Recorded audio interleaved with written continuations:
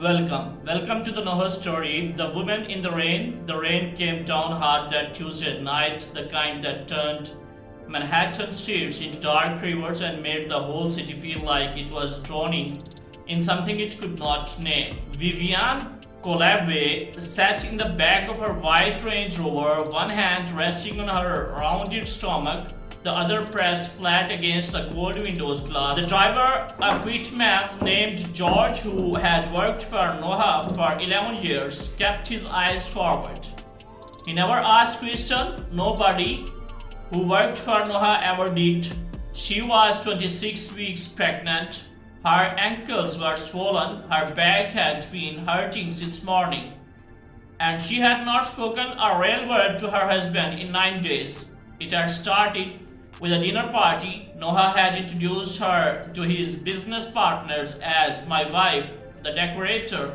Even though Vivienne had a master's degree in architecture and had designed 2 award-winning buildings before she married him. She had smiled through the whole dinner. She had poured wine and laughed at the night moments, and when they got home, she had sat alone in the bathroom for 40 minutes, staring at the marble floor, wondering how she had become this quiet and invisible thing. She had told George to stop the car near Central Park.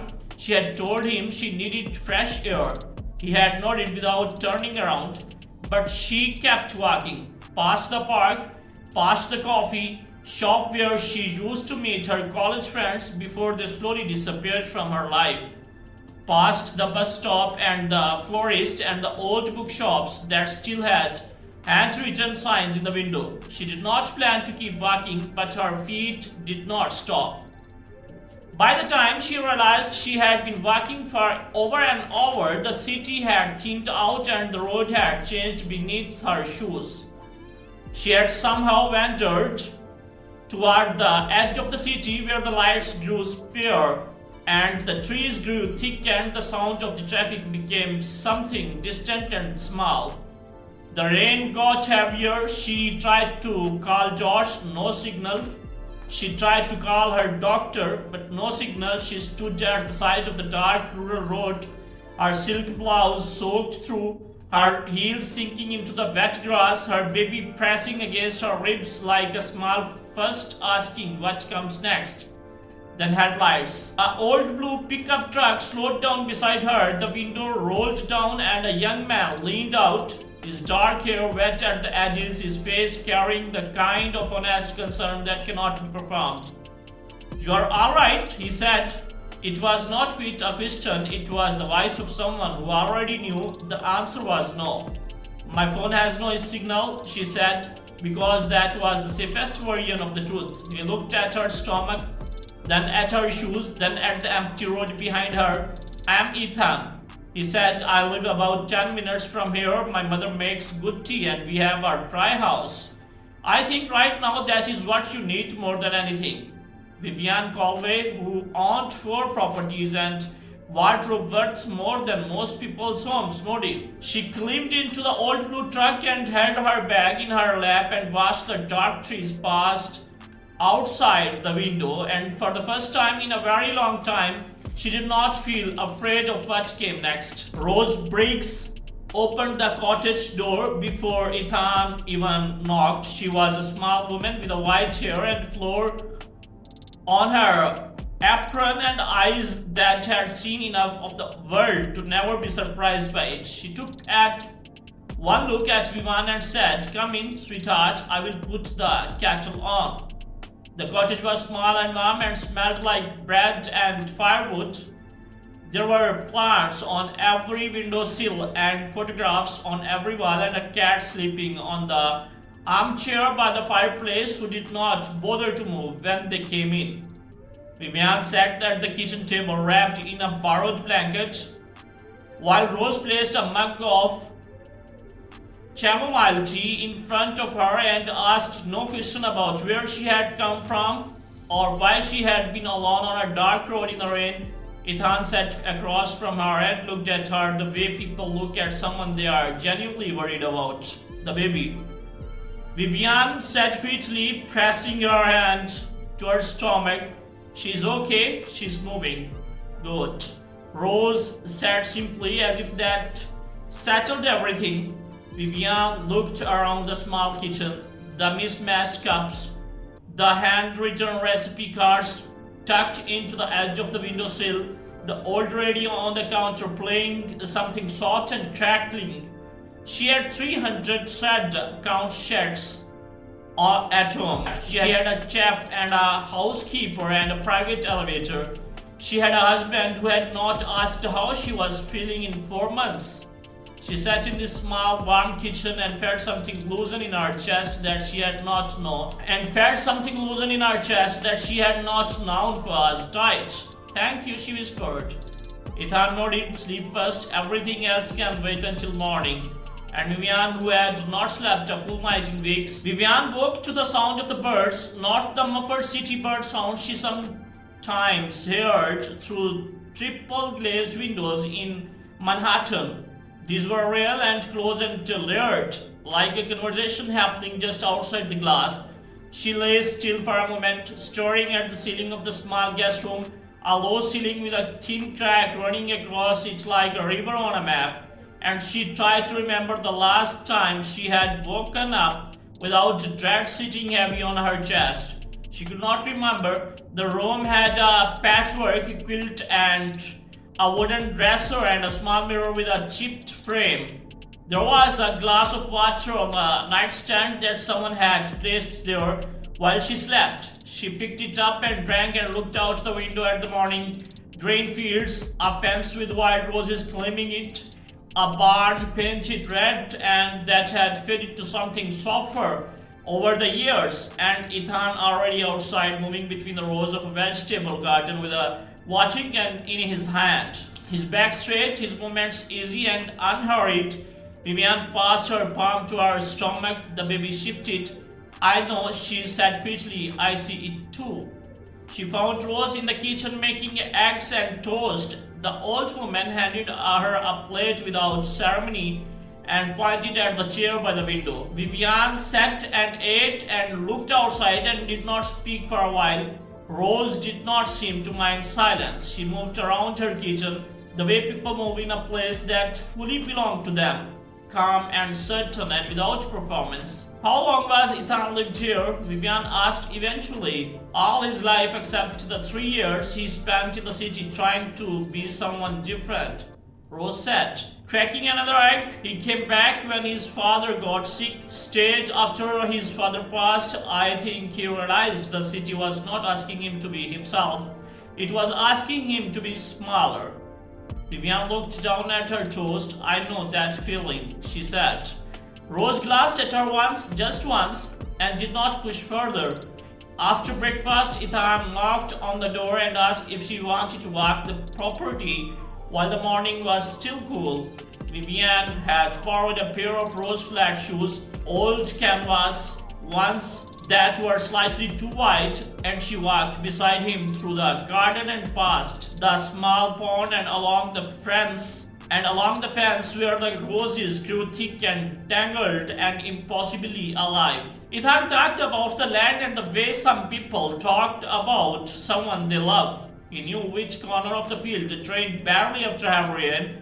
He knew which apple trees were the oldest. He knew that the pond had frogs every spring, and that his father had taught him to fish there when he was 7 years old, and that he had not eaten a single fish since his father died because somehow it did not feel right to do it alone. Vivienne listened. She did not check her phone. She did not rehearse what she would say when she got back. She just listened. You are good at this, she said, watching him check the fence post with his hands, testing whether it was firm. Good at what? He said. Being somewhere, being present in a place. Most people I know are always halfway someone else in their heads. Ethan looked at her. His eyes were light brown and direct and carried none of the careful calculation she was used to seeing in the eyes of the people around her. Most people I know do not have the option of being somewhere else, he said, without any bitterness. When the fence breaks, it breaks right here. The garden does not wait. Vivienne smiled. It was small and a little sad and more real than most smiles she had given in years. That afternoon, Ethan cooked lunch, a simple soup with bread he had made himself, dense and warm and slightly imperfect, the way homemade bread always, that is. They sat at the kitchen table, the three of them, and Rose told a story about the winter a fox got into the chicken coop and Ethan tried to catch it for 2 hours in the dark and the fox won. Vivienne laughed a real laugh, sudden and unguarded, and she pressed her hand to her stomach when the baby kicked in response, as if the sound had surprised her too. Ethan watched her, and when he thought she was not looking, she caught him once, and neither of them looked away for a moment too long. That evening, Noah's assistant called a man named Georgie.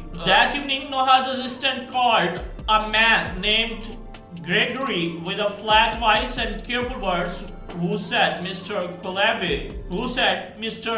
Calloway was concerned and would like Vivienne to return to the city at her earliest convenience. He used the word convenience 3 times. Vivienne knew it was not a word Noah associated with other people's needs. She said she was fine. She said the car had broken down. She said she would return soon. She sat on the porch steps after the call, the sky going pink and orange above the fields, and Ethan came and sat beside her without being asked. They did not speak for a while. The evening was warm. The roses along the fence caught the last night. Your husband, Ethan said. Not a question, just an acknowledgement that something existed that they had not talked about. He's very successful, Vivienne said. It was the answer she always gave. That is not what I asked, Ethan said. Vivienne turned to look at him. The last light was on his face and his expression was open and patient, and she left something shift inside her like a door moving on a hinge that had been still for a long time. No, she said finally. He's not good to me. He has not been for a long time. Ethan nodded. He did not say he was sorry. He did not offer solutions or opinions. He just stayed sitting beside her while the sky went dark and the fireflies came up from the grass and the night settled gently around them both. And Vivienne, who had not told the truth about her marriage to anyone in 3 years, felt lighter for having said it out loud. Inside the cottage, Rose turned on the old radio and the soft crackling music drifted out through the screen door and across the porch. Vivienne closed her eyes. The baby moved slowly, a gentle rolling motion, as if she too had finally found something worth being still for. Ethan did not move closer. He did not reach for her hand. He was not that kind of man, but she stayed, and in Vivienne's life, staying had become the rarest thing of all, a choice that cannot be undone. Noah Calloway arrived on a Friday morning. Vivienne saw the black cars from the upstairs window before she heard them, 3 of them moving down the narrow country and road like a slow and deliberate threat, too wide for a lane, pressing the hedgerows back on either side. She recognized the middle car. She had sat in the back of it 100 times, looking out at the world through tightened glass, feeling both protected and imprisoned by the same piece of the machinery. She had known he would come. Gregory's phone call 2 days ago had been a warning dressed as concern. That was Noah's way. He always gave you one polite warning before he stopped being polite. She came downstairs slowly, one hand on the railing. Rose was already at the kitchen window, watching the cars with the calm expression of a woman who had lived long enough to recognize when trouble arrives wearing expensive shoes. Ethan was coming in from the field, whipping his hands on a cloth. His jaw set in a way Vivienne had not seen before, quiet and firm, like a tree that has decided not to move. Noah stepped out of the car in a grey suit that cost more than Ethan's truck. He was tall and silver-haired and carried himself with the particular confidence of a man who had never been told no by anything that mattered. His lawyer stood behind him. Gregory stood behind the lawyer. It was a small army of compilants. He looked at the cottage the way he looked at things that disappointed him. Then he looked at Vivienne. You look tired. He said. It was not sympathy, it was assessment. I'm fine, she said. You have been gone 4 days. You are 26 weeks pregnant. You are standing in front of a farmhouse in something else's shoes. His eyes moved to Ethan, a long measuring look. I assume this is the person who found you. His name is Ethan, Vivienne said. Noah did not repeat the name. He turned back to Vivienne and his voice dropped to the register he used in boardrooms when he wanted everyone to understand that the conversation was already over. The car is ready. Your doctor has been notified. We are going to home. Vivienne did not move. It was a small thing. She simply did not move, but Noah's eyes sharpened. Because in 11 years of marriage, Vivienne had never simply not moved when he indicated that she should. Vivienne, I heard you, she said. Rose stepped onto the porch quickly and stood with her arms folded. She did not need to. Her presence was its own kind of statement. Ethan walked forward and stopped a few feet from Vivienne, not between her and Noah, not in any conventional position, just near her, close enough that she could feel the steadiness of him. Noah looked at Ethan with the cold interest of a man cataloging a problem. I do not know what she had told you, Noah said, but I would be careful about the role you are playing here. My wife is emotional and pregnant and not in the position to make sound decisions. Whatever you think is happening is not what is happening. Ethan looked at him for a moment without blinking. She told me she's tired, Ethan said, and that she has not been treated well. I did not need her to tell me the second part. I could see it when I found her alone on a dark road in the rain. Noah smiled. It was a smile without warmth, the kind assembled for the purpose of making another person feel small. Charming, he said. How much? Ethan's expression did not change. I do not want your money. Everyone wants money. Some people just need more time to arrive at their number. Noah, Vivienne's voice came out sharper than she intended. Stop. He turned to her and Vivienne looked at her husband, really looked at him in the morning light with no chandelier above them and no marble floor beneath them and no performance required of either of them. She saw the control in his posture, the irritation behind his eyes, the complete and practiced absence of tenderness in his face when he looked at her. She thought about the dinner party, she thought about the bathroom floor, she thought about 11 years of being introduced as the decorator, the wife, the accessory. She thought about how she had shrunk herself down so gradually that she had barely noticed it happening until there was almost nothing left of the woman she had been. She placed both hands on her stomach. I'm not coming back with you today, she said. Noah's jaw tightened. Vivienne, you are being dramatic. I have been quit for 11 years, she said. This is not drama. This is the first honest thing I have said to you in longer than I can remember. The liar shifted behind Noah. Gregory looked at the ground. Noah stepped forward, lowering his voice.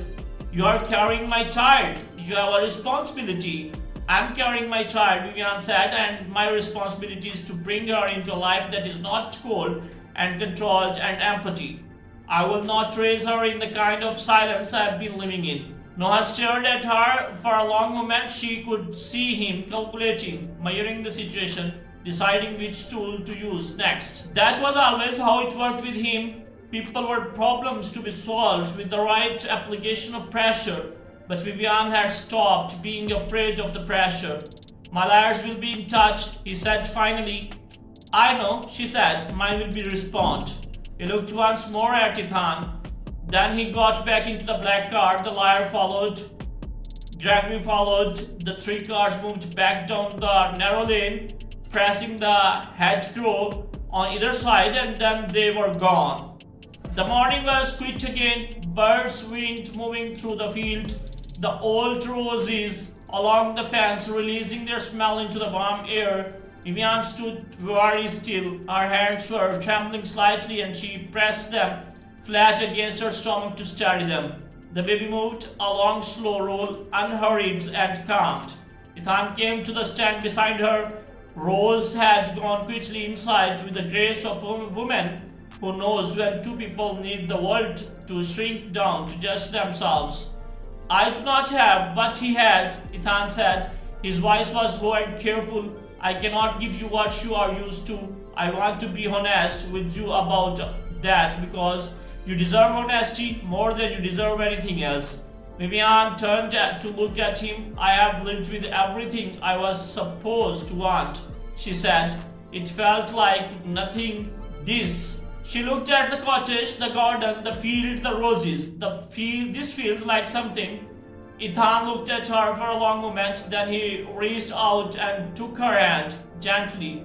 The way you hold something you are not trying to own. Then stay, he said, not forever. If forever is too large a word right now, just stay and let us find out what this is. Vivienne looked down at their hands. Hers was smooth and pale, his was calloused and warm. They looked completely wrong together and completely right. Okay, she said. It was a small word, but it was entirely hers. She had chosen it without fear and without performance and without looking over her shoulder at what anyone else thought it should be.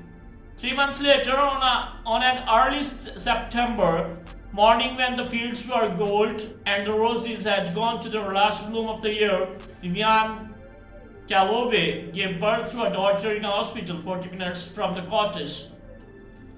Ethan sat in the waiting room with his hands clasped and his knee bouncing until Rose put her hand on his and told him to breathe. When the nurse let him in, stood in the doorway and looked at Vivienne holding her daughter, and his face did something that had no name. Something beyond happiness, something closer to recognition, as if this moment was one he had been moving toward his whole life without knowing it. Vivienne looked up and saw him there. Come meet her, she said. He crossed the room and looked at the small face wrapped in the white cotton and felt the world rearrange itself quickly around this new and necessary thing. Vivienne had not named her yet. She had been waiting. What do you think? She sat looking between her daughter and Ethan. He looked at the baby for a long time. June, he said. She looks like the beginning of something. Vivienne smiled, the realest smile she had, the one that reached everything. June, she said softly to her daughter, to the room, to the life that was finally and completely her own. Outside the window, the September morning was bright and unhurried. Somewhere back at the cottage, the roses were still blooming along the old fence, and the world, for the first time in a very long time, felt exactly the right size. That's the end of the story, and you need to be with the Noah story because this story is too much real as like you have the stories past in your life. Thank you.